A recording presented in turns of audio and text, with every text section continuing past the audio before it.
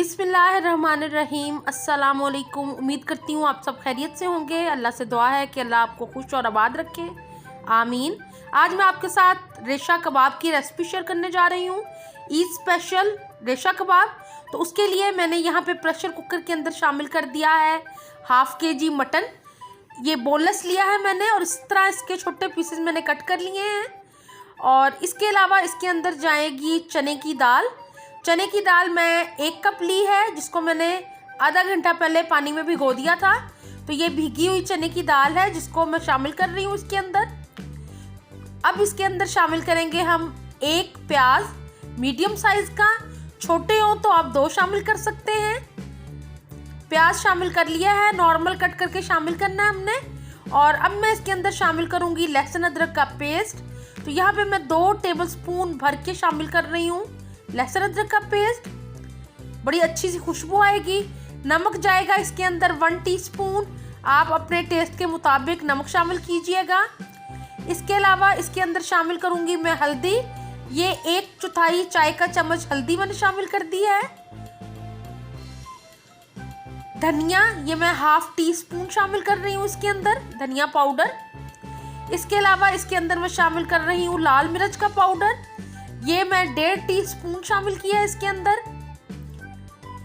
गरम मसाला powder 1/2 teaspoon शामिल किया है। और यहाँ पे मैं तकरीबन पानी शामिल कर रही हूँ 2 गिलास, क्योंकि हमने मटन को भी गलाना है और दाल को भी। तो यहाँ पे मैंने पूरे 2 गिलास पानी के शामिल किए हैं। आप मटन देख लीजिएगा, अगर ज़रूरत समझें तो बाद में और शामिल कर सकते हैं। प्रेशर कुकर लगाना है जब तक गोश्त और दाल अच्छे से पक नहीं जाती, तकरीबन 15 से 20 मिनट के लिए।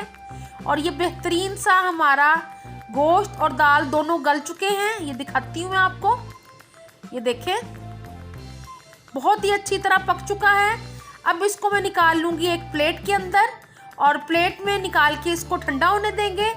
जब ये ठंडा हो जाएगा तब हम इसको चॉपर में पीसेंगे। अगर आपके पास चॉपर नहीं है तो आप इसको कुंडी डंडे में पीस सकते हैं। जस्ट एक दफ़ा मैंने मशीन को चलाया है और ये देखें बोटियों के बहुत अच्छे से रेशे हो गए हैं। दाल क्योंकि पक चुकी थी तो जल्दी से पिस गई है। और यह मैं आपको दिखाती हूँ, ये देखें ये रेशे नज़र आ रहे होंगे आपको।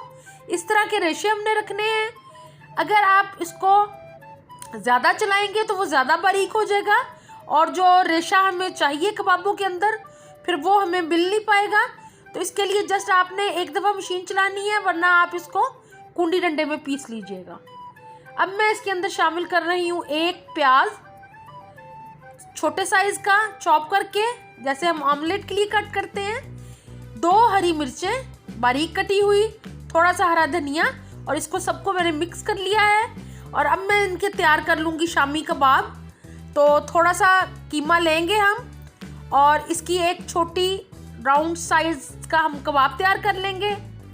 आपको छोटे बड़े जिस साइज़ के कबाब तैयार करने हैं वो कर लें। मैं यहाँ पे ये मीडियम साइज़ का कबाब तैयार कर रही हूँ और इसी तरह मैं सारे कबाबों को रेडी कर लूँगी। एक कबाब और तैयार करके मैं दिखा देती हूँ आपको, ये देखें। और सारे कबाब तैयार होने के बाद मैं आपको दिखाती हूँ। यहाँ पे सारे कबाब हमारे बनके रेडी हो गए हैं। एक अंडा मैंने ले लिया है जिसको अच्छी तरह फेंट लेना है और इसकी कोटिंग करके हम कबाबों को फ्राई करेंगे। कबाबों को हमने डीप फ्राई नहीं करना, शैलो फ्राई करना है। तो तवे पे मैंने ऑयल को शामिल कर दिया था बहुत हल्का सा, और कबाब शामिल कर दूंगी एक एक करके। आंच धीमी रखिएगा, तेज़ आंच पे इनको फ्राई नहीं करना है और गोल्डन कलर आने तक दोनों साइडों से इनको हमने फ्राई करना है।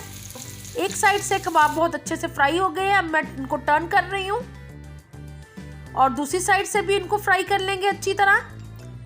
और यहाँ पे बेहतरीन से हमारे कबाब रेडी हो गए हैं। इनको मैं किचन पेपर पे निकाल रही हूँ ताकि जो एक्स्ट्रा ऑयल है वो एब्जॉर्ब हो जाए। और बहुत ही मज़े के ये रेशा कबाब रेडी होंगे।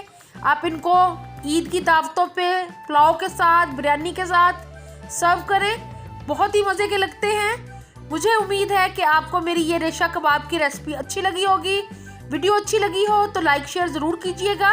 और अगर आपने अभी तक मेरे चैनल को सब्सक्राइब नहीं किया तो ज़रूर कर लें। अल्लाह हाफिज़।